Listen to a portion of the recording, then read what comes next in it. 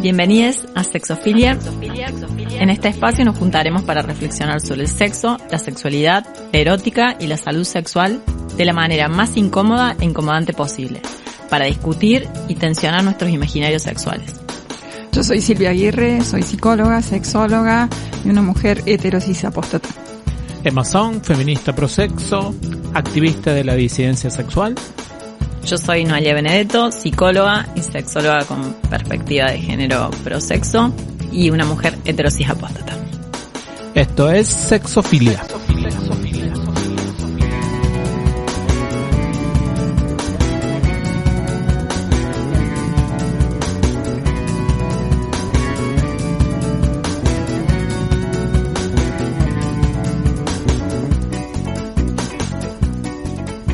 Hola a todos. Estamos en nuestro sexto programa ya, pues como intenso como pasa el tiempo en el 2021.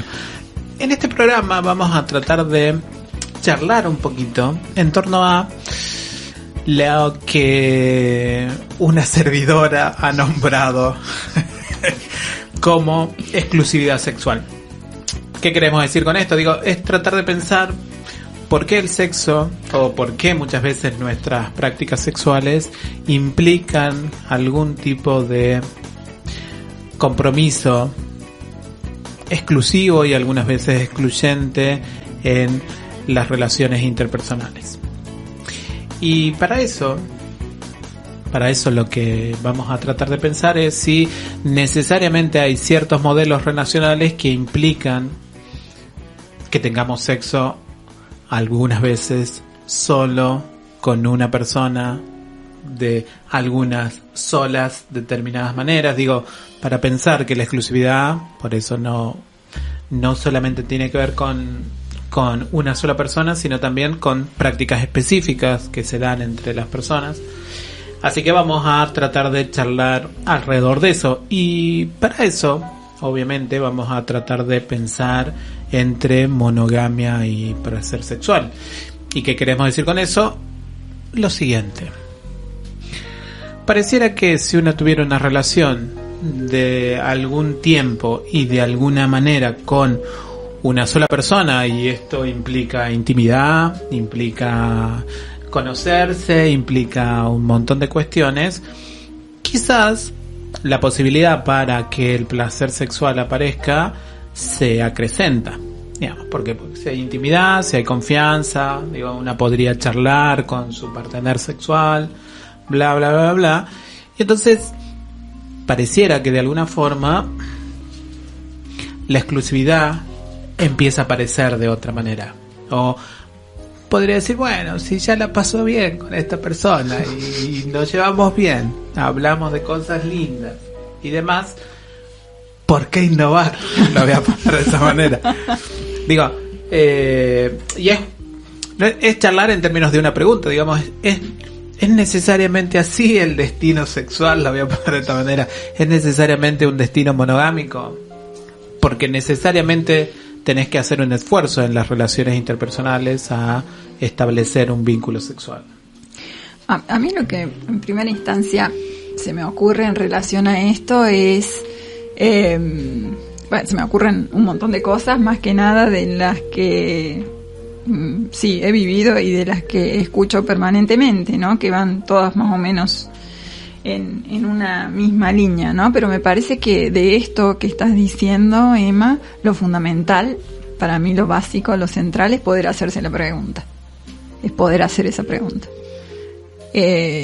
Porque ahí desnaturalizamos algo que lo tenemos como totalmente asentado, como algo que parece que tan obvio, ¿no? Tan parte del sentido común. Entonces, partir de allí ya creo que es una gran cosa. Luego, la respuesta a eso no la tengo. ¿Cuál sería la pregunta? A ver, en este caso yo diría que la pregunta, por lo menos a la que yo me estaba refiriendo, es si esta cuestión de tener un vínculo específico te garantiza, ¿no? Y por qué de esa manera te garantiza cierta relación placentera, y por qué en todo caso querrías innovar si esto es así, si hay una, ¿sí? Uh-huh. ¿Sí? Ahí va. A esa pregunta me estaba refiriendo. ¿Qué es lo que una escucha o a lo que gran parte del trabajo de una se refiere, ¿no? Si esto es así o no. No sé, Noé, vos. Yo creo que en relación a esto hay como un criterio de temporalidad también. Porque me parece que es muy probable que en un vínculo a mayor niveles de confianza, de seguridad, de comodidad, si se quiere, lleguemos a cierto nivel de placer sexual en el punto en el que también esté la posibilidad de registrarnos y demás, pero que muchas veces cuando eso se sostiene en el tiempo, como cualquier tipo de estímulo que pierde su momento de novedad, cae en habituación. Entonces, ahí empieza una cuestión como paradojal, ¿no? Necesitamos ciertos niveles de conexión y de confianza para llegar a tener un sexo compartido placentero, pero habría que pensar si sostenerlo no necesariamente va en una dirección contraria también, ¿no? Es decir, no es la panacea tampoco. O sea, tampoco esto quiere decir que sí o sí haya fechas de vencimiento para todo. Pero a veces, digamos, en esto lo escuchamos muchas veces, ¿no? Digamos, de personas que van en búsqueda de la novedad o de la conexión que tenían en determinado momento del vínculo sexual y que ahora ya no la tienen. Entonces, decir, bueno, garantiza algo, sostiene algo, yo creo que sí genera algún tipo de calidad en el encuentro, la confianza, y que puede haber momentos en los que uno diga, bueno, no necesito más que esto, o por qué ir a probar en otros espacios, pero también hay otro en donde, bueno, esto funciona hasta que funciona. Sí,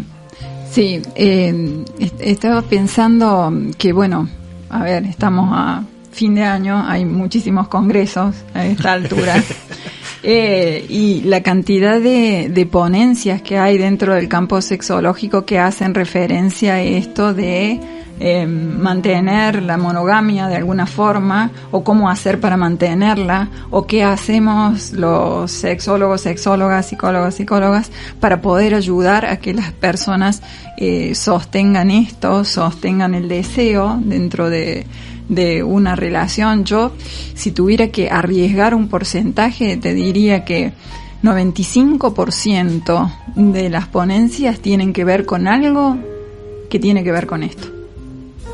O sea, es una preocupación grande para las personas que consultan, y para nosotros y nosotras, ¿no es cierto?, uh-huh, los terapeutas, qué hacer con esto. Por eso, de nuevo, me parece que la pregunta y salir del lugar así totalmente obvio es central.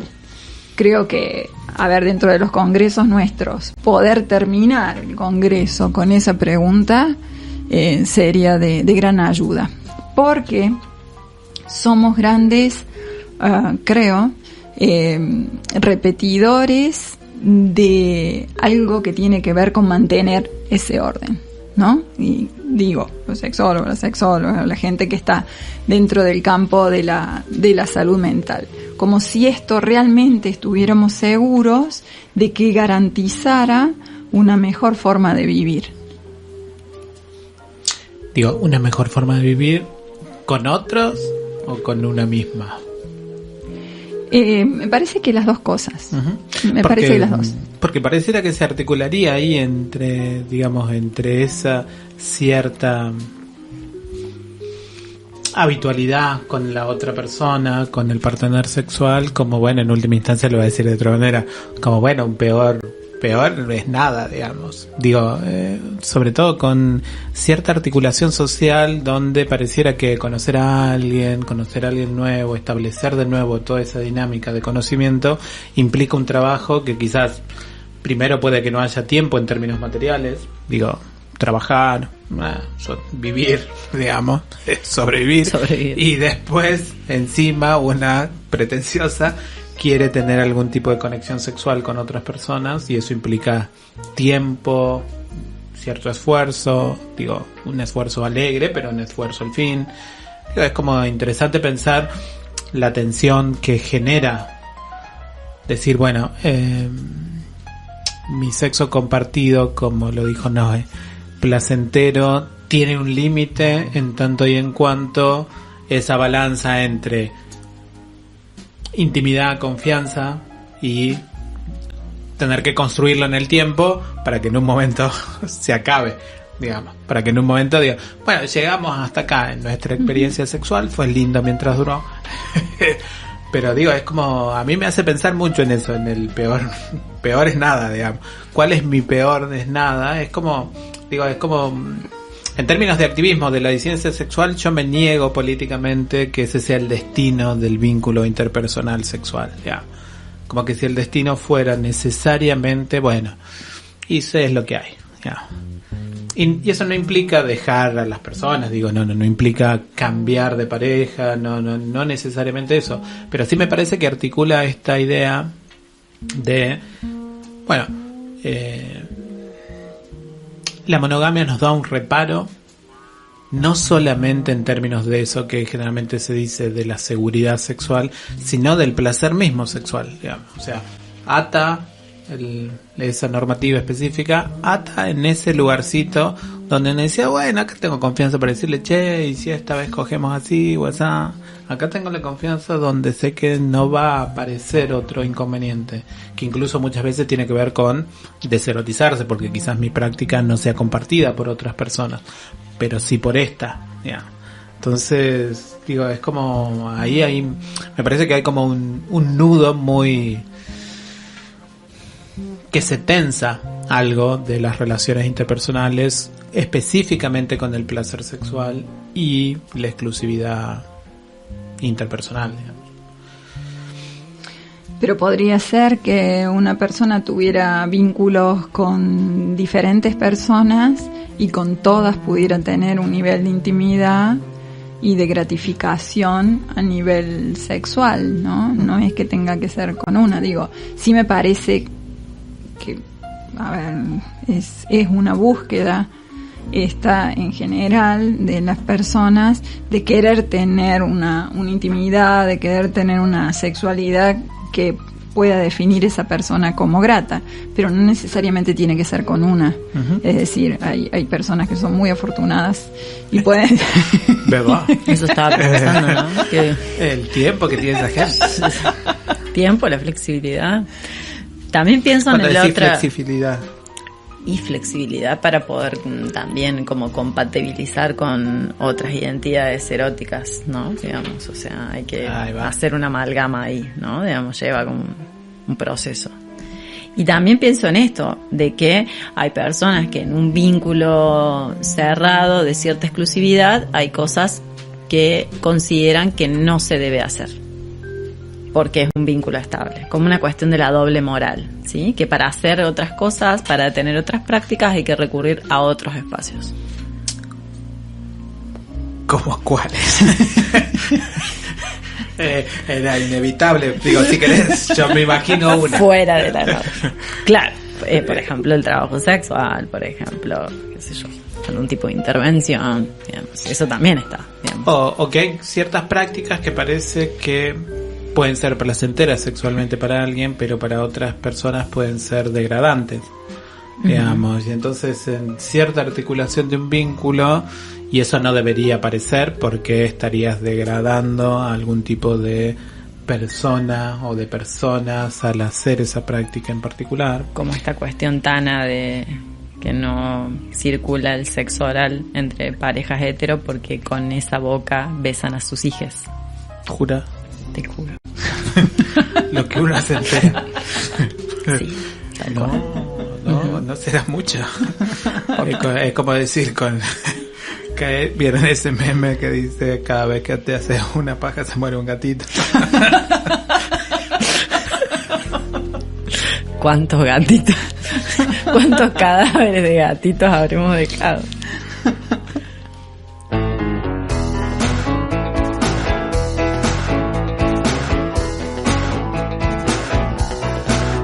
Ella lo mira con amor, él la desnuda en la habitación, le ve de a poco toda la piel y la acaricia por primera vez. Y la locura de la ciudad no se deja de escuchar. Él teme lastimarla y ella no puede esperar más. Primero suelta un botón mientras él muere de pasión. Ella lo hace muy bien, deja su mano descender por su pecho hasta llegar a donde hay miel. Va a ser mejor olvidarse de todo esta vez, va a ser mejor volver a casa después. En el reloj solo son las 6. Adiós, bebé, parece que fue ayer. Va a ser mejor olvidarse de todo esta vez, va a ser mejor volver a casa después. En el reloj solo son las 6. Adiós, bebé, parece que fue ayer. El chino nunca perdió el control, no conocía el verdadero amor. Todos tenemos una debilidad en el pantalón. Y la locura de la ciudad no se deja de escuchar. Él teme lastimarla y ella no puede esperar más. Va a ser mejor olvidarse de todo esta vez, va a ser mejor volver a casa después. En el reloj solo son las 6. Adiós, bebé, parece que fue ayer. Va a ser mejor olvidarse de todo esta vez, va a ser mejor volver a casa después. En el reloj solo son las 6. Adiós, bebé, Parece que fue ayer.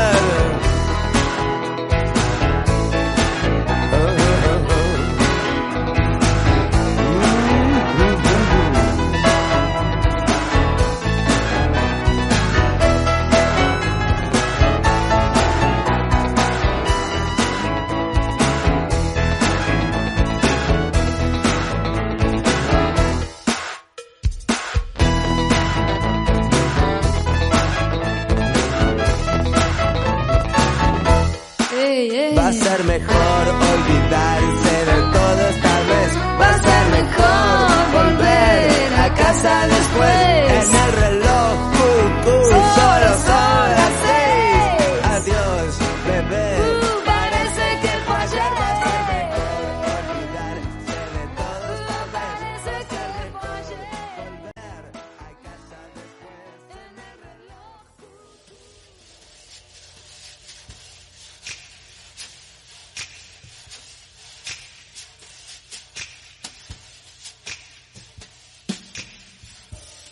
Bien. Pensemos entonces, digo, si la monogamia pareciera como tensar eso con el placer sexual, digo, cuando decimos monogamia, decimos que lo que las rompe es la infidelidad. Pero sin embargo, Noé, tan amablemente como siempre, nos trae alguna otra miradita sobre eso. Sí. Clara Coria dice que el término fidelidad está caduco y cargado de enorme contenido moral. Los que hemos vivido varias décadas somos testigos de cómo se modificaron las conductas y también de las renuncias que ha impuesto la moral. En cambio, la lealtad tiene que ver con la protección, respeto y cuidado por el otro. A diferencia de la fidelidad, la lealtad tiene un contenido ético que tiene incorporada la idea de que la vida sexual es de cada uno. La diferencia entre lo moral y lo ético es una diferencia radical. Yo puedo ser leal y no necesito ser fiel.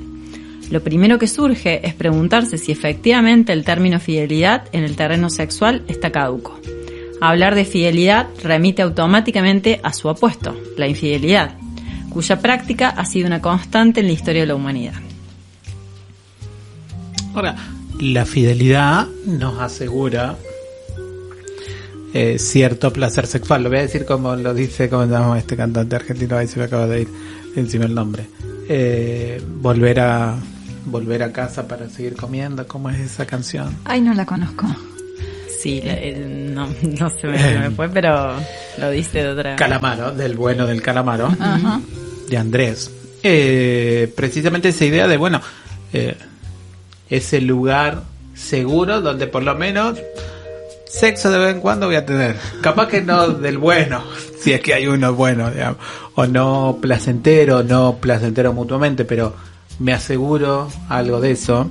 Y hace rato Silvia nos decía que, sin embargo, una podría tener una multiplicidad de parejas, no necesariamente una sexual, para precisamente garantizarnos, entre comillas, cómo ese placer sexual puede ser sostenido en el tiempo. Digo, porque varios vínculos podrían sostenernos en el tiempo, esa energía constante de la sexualidad. Además, viste que a veces con una persona tenés como conexión en un plano, ya hablamos de planos, ¿no? Sí.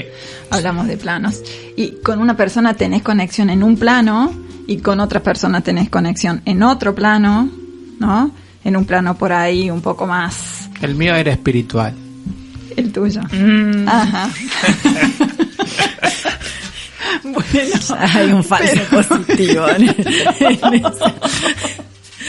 ese test. ¿Quién hizo esa prueba? Estamos encontrándole sesgos al estudio. Bueno, pero podría ser que alguien espiritual, qué sé yo, un día, porque sí, con alguien como muy sexual pudiera, por lo que sea, ¿no es cierto?, pegar mejor, porque ese día estuvo así, o con otra persona otra cosa, y así, ¿no es cierto? Creo que también esto de la multiplicidad, yo estoy a favor, digo, está bien. de esa multiplicidad y de las posibilidades que esto daría al bienestar de la persona. Bueno, podría ser también por este tipo de cosas, ¿no? Entonces digo, la monogamia nos aseguraría algo más capaz que la monogamia. Nos aseguraría un contacto sexual más placentero. No sé si más en un sentido positivo o negativo, digo, tratemos, está muy mal lo que estoy diciendo, sino en el sentido de decir, bueno, yo habito mi sexualidad y quisiera habitarla, bueno, independientemente de las personas con las que me relaciono. Digo, independientemente de que tenga que ser solo una persona porque tengo algún compromiso de lealtad, no le vamos a decir de fidelidad. Sí, a mí lo que me cuesta pensar es que se tenga un vínculo sexual único, porque de esa manera se va a tener más placer. Esta cuestión me resulta como difícil, ¿no? ¿Por qué te parece? Y porque, a ver, lo que dicen, la respuesta es un poco complicada, en el sentido de que tengo que recurrir a curvas, ¿no? Está bien. Sí, estadísticamente esto decae. Ahí va. Sí, esto es lo que dice la historia y la repetición. No es que esto se mantenga siquiera, sino que tiende a disminuir o a desaparecer.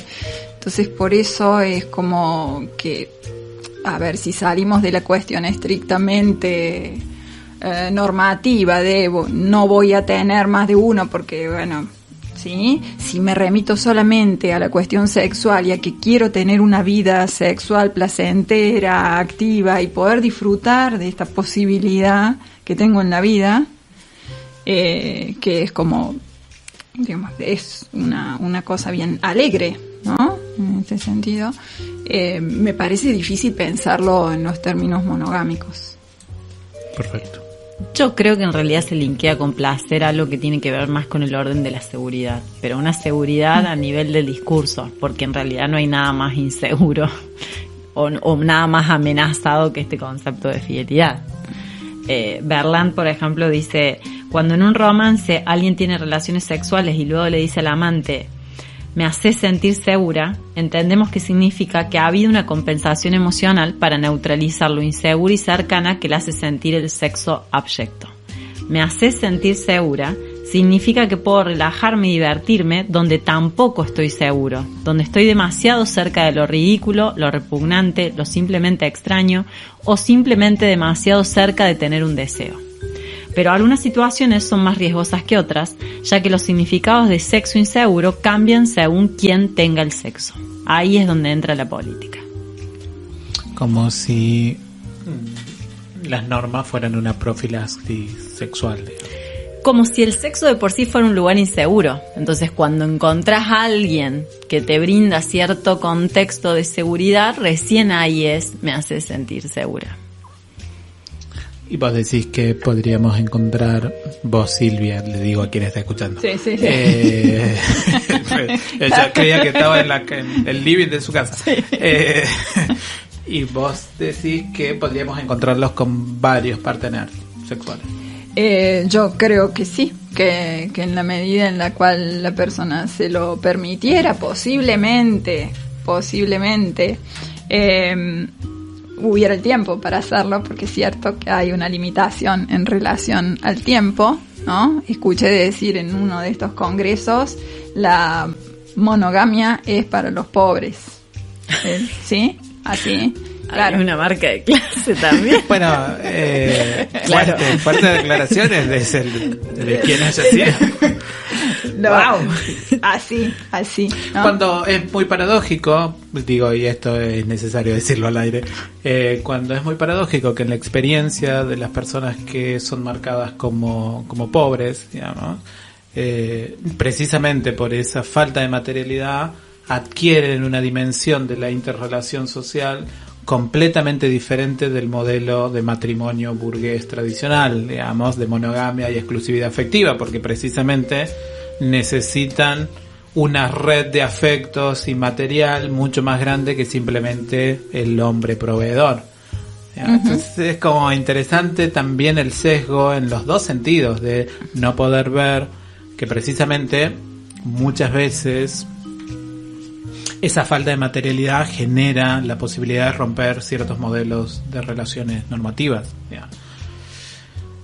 Por ahí tener mucho tiempo o aburrirse también podría romper precisamente un vínculo interpersonal del orden monogámico. ¿Por qué? Porque estás aburrido. Y bueno, a ver qué pasa si... Vos decís que la cuestión de la no lealtad es para gente con tiempo libre.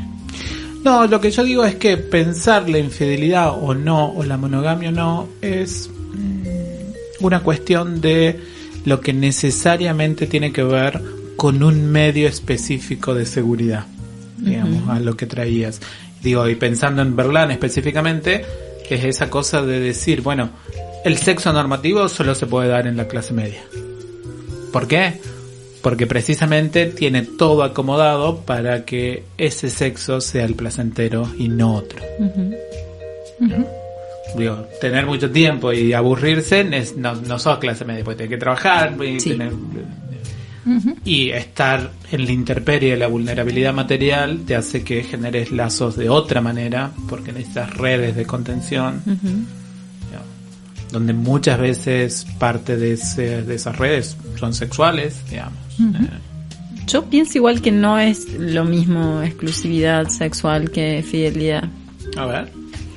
Me parece que la fidelidad o inclusive el concepto de Coria de la lealtad pasa por otros lugares. O sea, que ya lo fuimos hablando un poco en otros programas, pero una cosa es un contrato cerrado de exclusividad en lo sexual y otra cosa son los pilares o los conceptos que tienen que ver con algo del orden de la lealtad o la fidelidad. Por ejemplo, tener un vínculo que he contratado de manera cerrada, monogámica, y que de repente encontrar que tiene horas y horas de conversación de aspectos profundos con otra persona que no soy yo, ¿no? Es decir, bueno, o de repente alguien que se inventa horas de trabajo para no volver a su casa a compartir tiempo.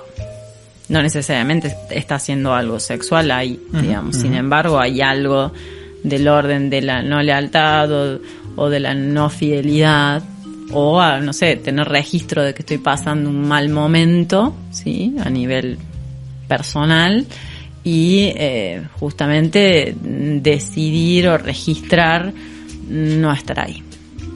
Claro. Vieron que hay una película que se llama Romance X, de Catherine Breillat, una directora francesa, quizás una de las mejores directoras francesas que haya existido.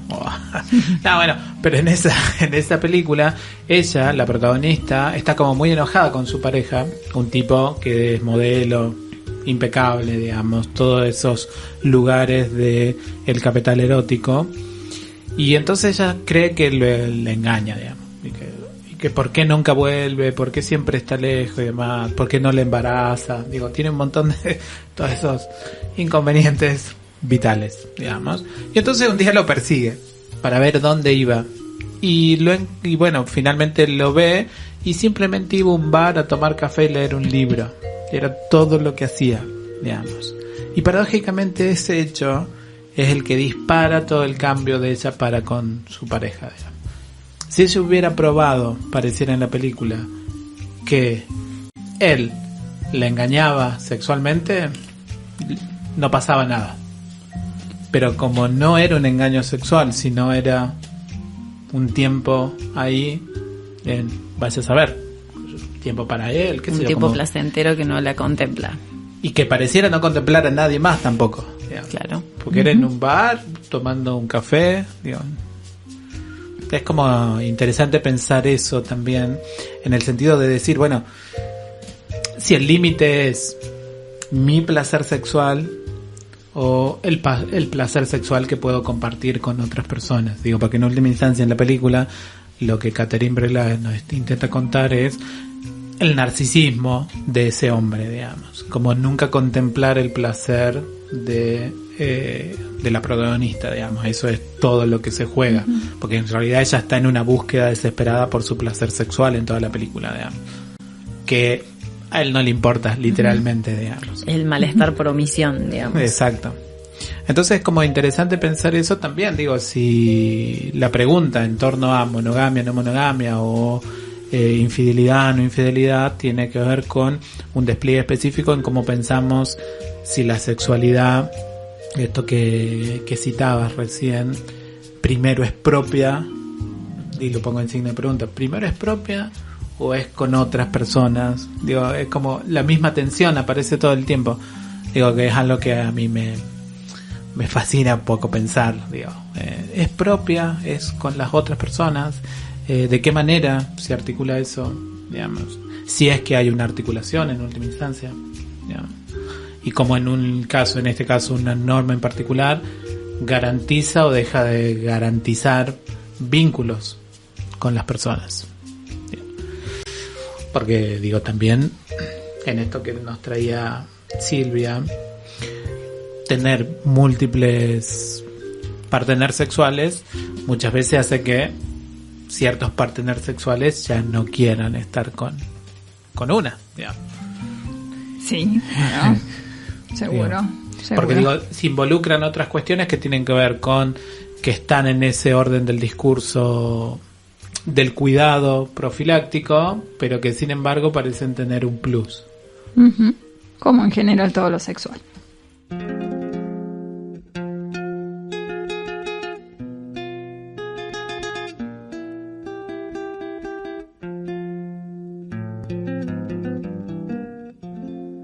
¿Quién te quita lo bailao?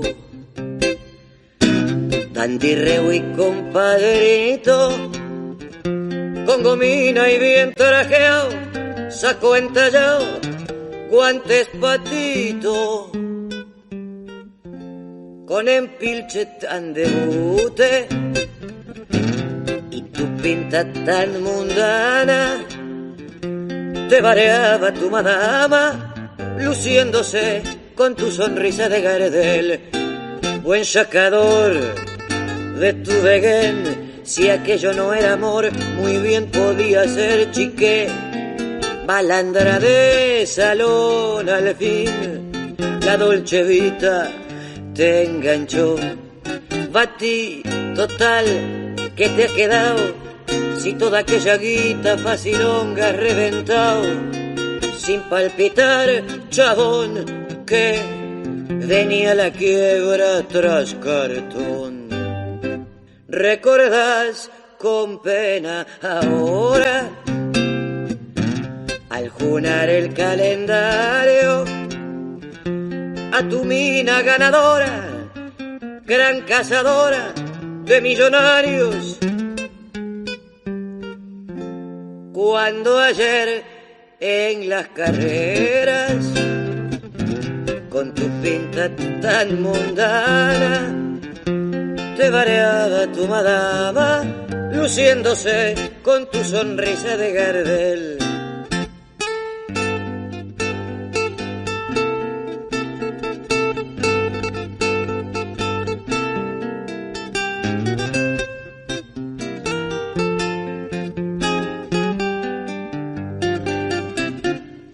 Pa' ti, total, que te ha quedado sin toda aquella guita facilonga y reventado, sin palpitar, chabón, que venía la quiebra tras cartón.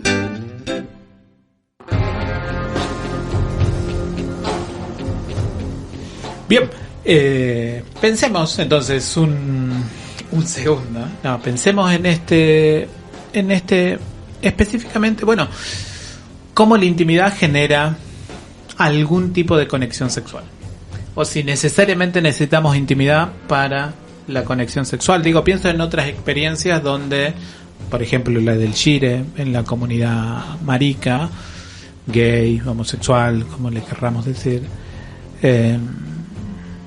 donde es todo lo contrario a la intimidad. Incluso el sexo se tiene en lugares públicos. Bien. Uh-huh.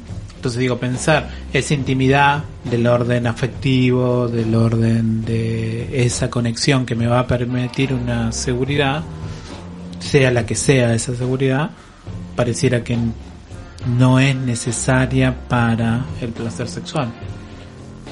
Pareciera que en algunas personas o en ciertos momentos se pudiera dar como esa separación entre lo sexual y la intimidad emocional, y en otras no.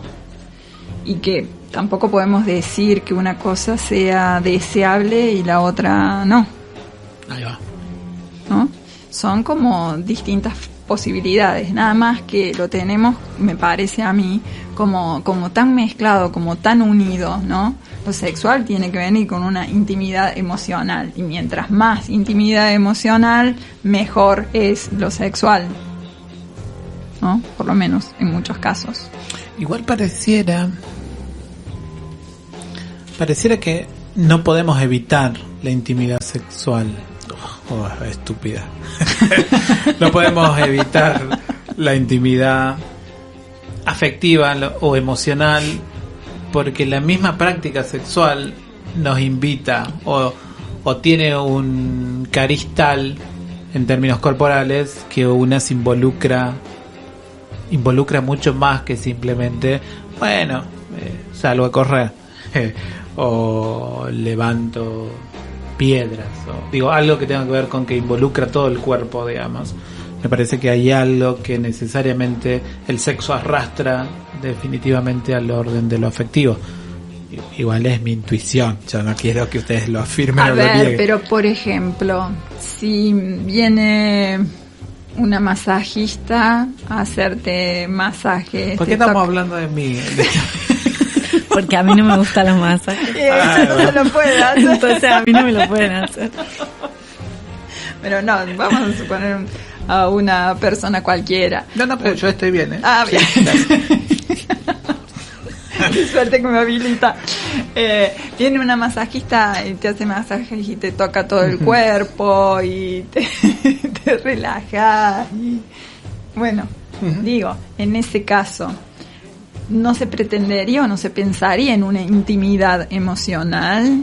Sin embargo, hay una puesta del cuerpo, ¿sí? Hay una conexión corporal que a veces hasta dura horas, no sé, por lo menos mi masajista son 2 horas que está conmigo, ¿no? Y sin embargo no podría pensar ahí en una cuestión emocional de por medio, en una conexión emocional. Me parece que es más algo que tenemos como muy aprendido, muy ligado, sí, como concepto subyacente ahí, que si es sexual tiene que haber esa conexión de índole emocional. Esa impresión me da. Digo, es cierto, pero digo, hay algo en lo corporal, ¿no? Que parece arrastrar, digo, sea un masaje o sea una práctica sexual que arrastra inevitablemente una respuesta afectiva, que quizás sea emocional posteriormente, pero digo, estoy pensando solamente en experiencias como los masajes tántricos, digamos, que no necesariamente son sexuales, pero que, digo, esa energía está presente, digamos, presente como parte del masaje mismo, digamos, por más que una no tenga un encuentro sexual con la o el masajista tántrico, digamos. Pero sin embargo, en esa práctica es muy consciente que lo que acá se manejan son energías sexuales. Es como interesante pensar ahí también, o digo, lo que me llama la atención a pensar, o lo que me gustaría compartirles es cómo es posible pensar tener sexo sin necesidad de estar atando todo eso que también describías, digamos. Y a la vez se hace como difícil decir, bueno, entonces eso es sexo, no es sexo. Digo, sí, o inclusive también pienso en el placer o en la satisfacción en el trabajo sexual, tanto en ejercerlo como en consumirlo, ¿no? Porque ¿cuál sería el criterio ahí entonces, ¿no? Me parece que tiene que ver con como una historia normativa, como un mito, digamos, esto de, bueno, a mayor conexión, a mayor comunicación, a mayor intimidad, mayor placer sexual, por lo tanto la monogamia aseguraría estas cosas, ¿no? O sea, claro, quizás tenga que ver con una conexión que no necesariamente se mida con determinado o establecer determinado tipo de vínculo en términos políticos. Ahí va. ¿Cómo cuesta pensarlo, no? ¿Cómo cuesta intentar hacer esa separación, ese despegue, ¿no? Por lo menos a mí me resulta como muy dificultoso. Y también me hace preguntarme en cómo sería la seducción posible si una hace esa separación. Digo, ¿cómo se seduciría sexualmente si una separa eso? Digo, existiría la posibilidad, digo, porque pienso, bueno, si es simplemente, bueno, le voy a decir feamente como para que quede claro, pero si optimizaríamos nuestro placer sexual y quisiéramos compartirlo con otras, uno podría explicitar, bueno, y hacemos esto, ¿te parece? Hacemos tal otro, y hacemos tal cosa, pero uno no hace eso cuando conoce a las personas para tener un vínculo sexual. Digo, no es lo primero que hace. Y si lo hace, es como la gente te mira raro, no es que yo lo haya hecho, ojo. Tienden a huir. Exacto. Es una red flag, digamos. Claro. Che, raro esto. Digo, entonces digo, hay Vámonos. una complejidad, claro. Hay una complejidad ahí que, bueno, eso, complejidades. Hoy es un día de complejidad. Sí, pero creo que tiene sentido pensarlo, aunque sea para volver a lo mismo, ¿no? Sí.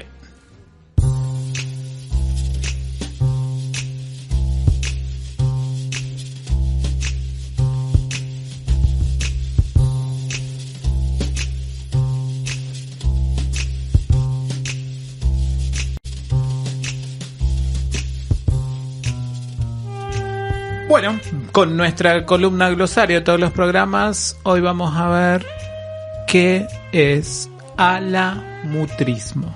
¿Dije bien, Silvia? Dijiste bien, Nemita. Es una palabra que inventó Márcio Ruiz Schiavo, que es un brasilero que ha trabajado mucho con Luis María Leratucha en temas de educación sexual. Ellos trabajaron a su vez con Paulo Freire. Son personas que vienen del área esta de la educación, que pensaron mucho sobre el tema de la infidelidad, que intentaron sacarle la carga moral que eso tenía, que lo trabajaron y desde hace muchísimos años, ¿no? Que lo vienen haciendo, están vivos los dos, pero te diría en los 70, en los 80, en los 90, siguieron pensando este tipo de cosas en momentos históricos diferentes, siendo los dos varones heterosis, blancos, con muchos privilegios, cosa que no era como tan común que este tipo de personas se pusiera a pensar en estas cosas, por lo menos en nuestro medio, dentro del campo de la educación sexual. Y ellos inventaron esta palabra, que es alamutrismo, para referirse a la conducta de tener una pareja con la cual se suponía monogamia y salir a buscar otras, porque ellos dijeron que la palabra infidelidad tenía como demasiada carga en sí misma negativa. Entonces dicen, ¿cómo vamos a nombrar esta conducta que la mayor parte del mundo realiza, que no sea con una palabra que tenga una carga moral tan negativa? Entonces inventaron esa palabra y, según Marcio, que es un tipo absolutamente creativo, no tiene raíz de nada, no se le parece a nada, y entonces estuvo buscando para que no tuviera que ver con ninguna otra cosa y como para poder decir, esta es una conducta que se repite y que no tiene una carga moral. Claro.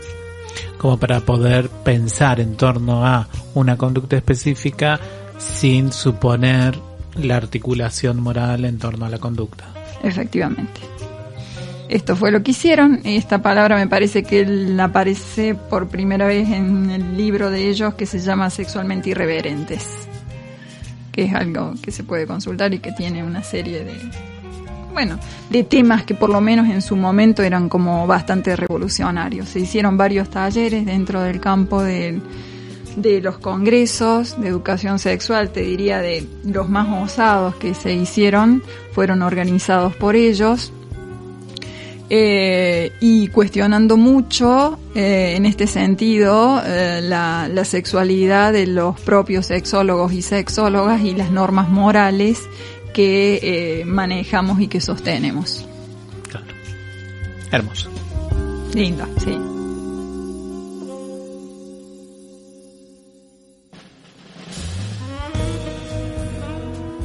Fue lindo mientras duró. Como todo, tiene que terminar. Así que llegamos al final de nuestro sexto programa. Y... Sexitos. Sexitos.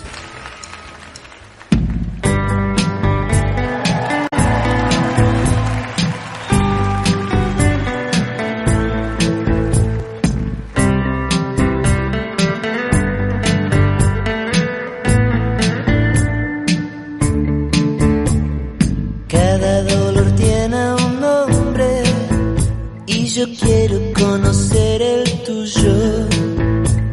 Sé que al final de los tiempos me vas a doler. Nunca tuvimos testigos, no tenemos ni una foto juntos. Es que el lente no registra gente como yo.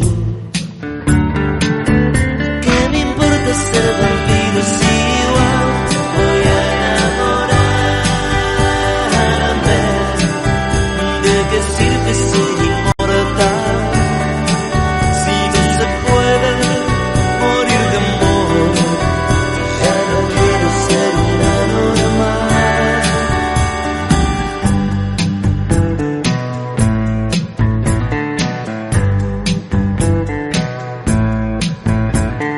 Cada historia tiene un dónde y yo quiero recordarlo siempre.